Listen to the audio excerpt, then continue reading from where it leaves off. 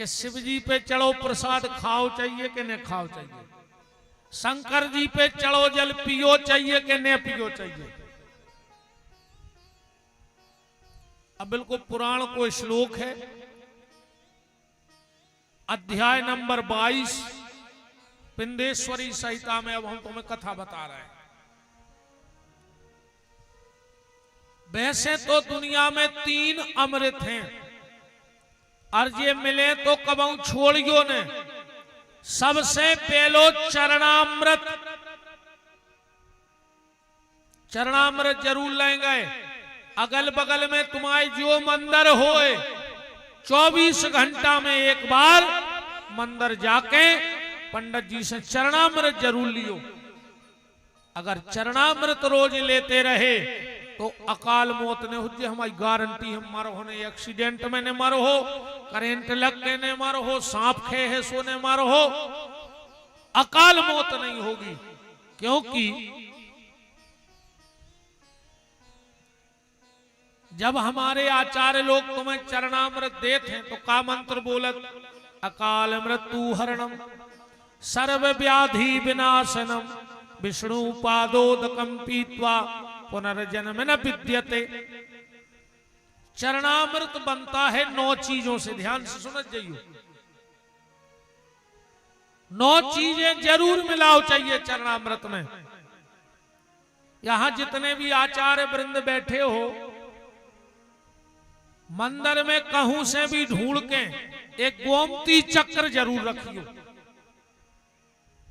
जो विशेष मंदिर हैं जहां लोग आरती पूजा में जाते हैं, वहां गोमती चक्र जरूर रखियो।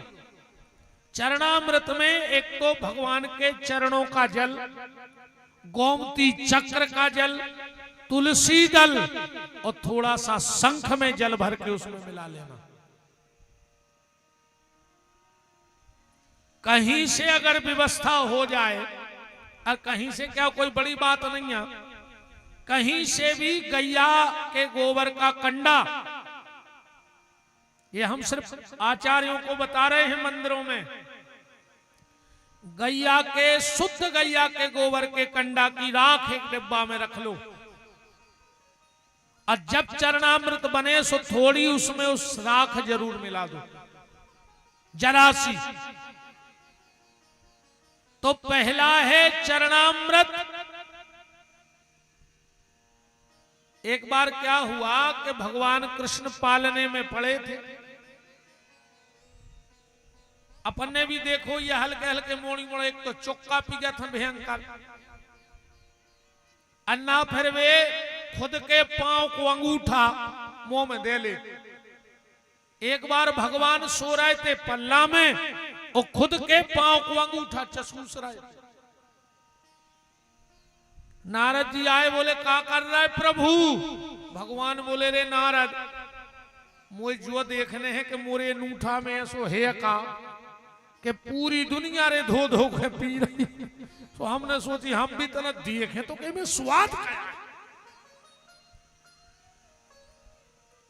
तो पहला है चरणामृत, दूसरा है दुग्धामृत, गाय का दूध भी अमृत है, और तीसरा है कथामृत, ये भगवान की कथा भी अमृत है।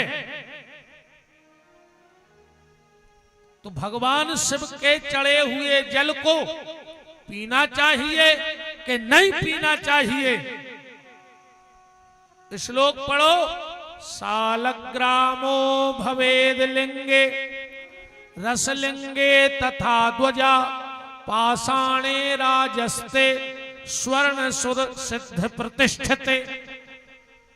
भगवान शिव के जल के अभिषेक में, जब भगवान शिव के जल का अभिषेक हो जाए और अगर वो में सालक राम जी की पिंडी डुबो दी जाए और फिर उस जल को पिया जाए तो दुनिया के किसी तीर्थ के जल पीने की आवश्यकता शेष नहीं रहेगी।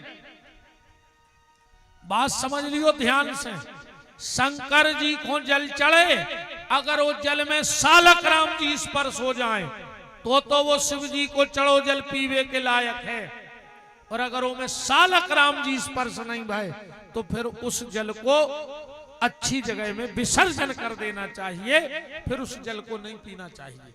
बात समझ में आई? लिखो है पुराण में।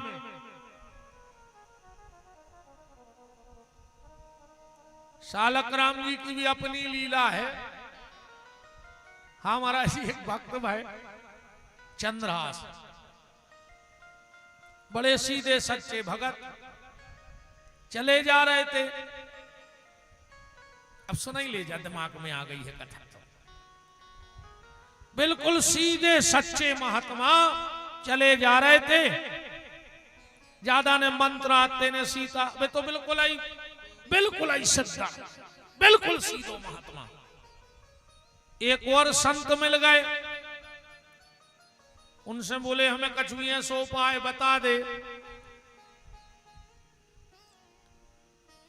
कि हम सम, एक तो हमारी भाषा तना तोतली है, सो मंत्र को शुद्ध हम जप नहीं पाए।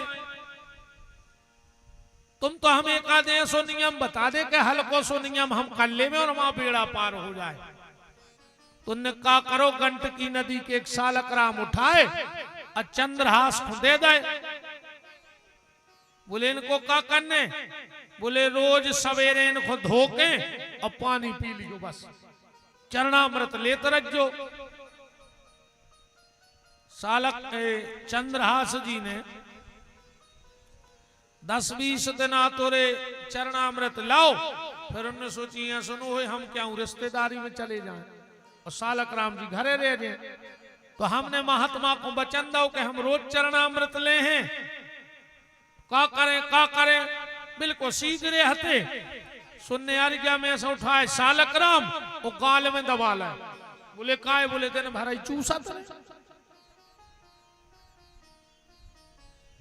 जब सवेरे चरणामृत लाए से बेड़ा पार होने तो गाल में दबाए ले रहे, सो दिन भराई चूसा तो रहे।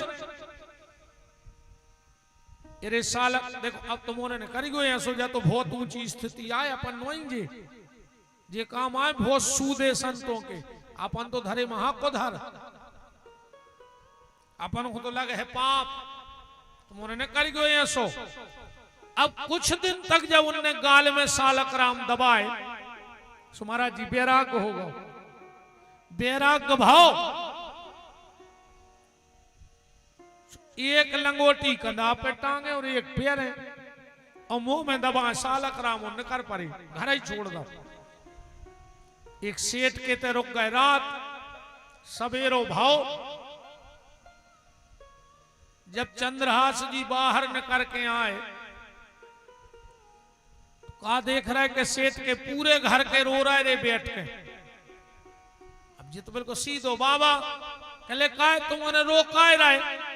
सेठ बोलो कि हमारी आधी जायदाद लुट गई, रात में डाकों पर गाओ, आधी संपत्ति चोर ले गए। चंद्रहास जी बोले काय भैया?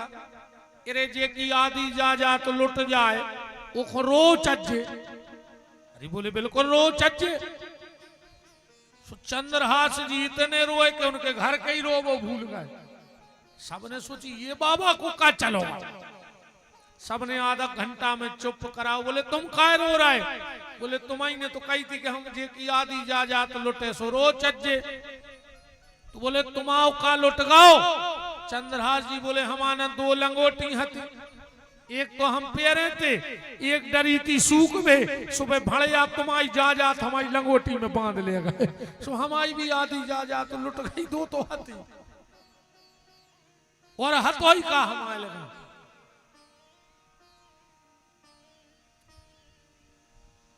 एक बार महाराज जी, उनकी बड़ी प्यारी, भोले संतों की बड़ी प्यारी कथाएं हैं। एक बार कोनो भगत जी ने उनको सतुआ दे दो। सुबह सतुआ लाए, चले जा रहे थे। एक कुत्ता काबित कुत्तों में बस आता ही है, वो कुत्ता ने सतुआ दबा मुंह में वो डोल लगा दी। अब इनने देखो कि अगल बगल पत्थर ही नहीं, सो मुंह में दबाए थे सालक राम। सो निकार के सालक राम, और जब दैनिया फेंका के कुत्ता में, सो जे खले कुत्ता की कनपटी में, उन्हें बहुत ही छोड़ो सतुआ और चलो गो। अब जे गए सो बैठ के रोन लगे, कहने लगे प्रभु 10 साल से मुंह में दवाएं फिर रहे, तुम काम है आज या पर कहूँ आज नहीं होते तो कुत्ता हमारा सतुआ ले जाता। आज तुम हमारे काम में पर गए, 10 साल की तुमने भंजा दी।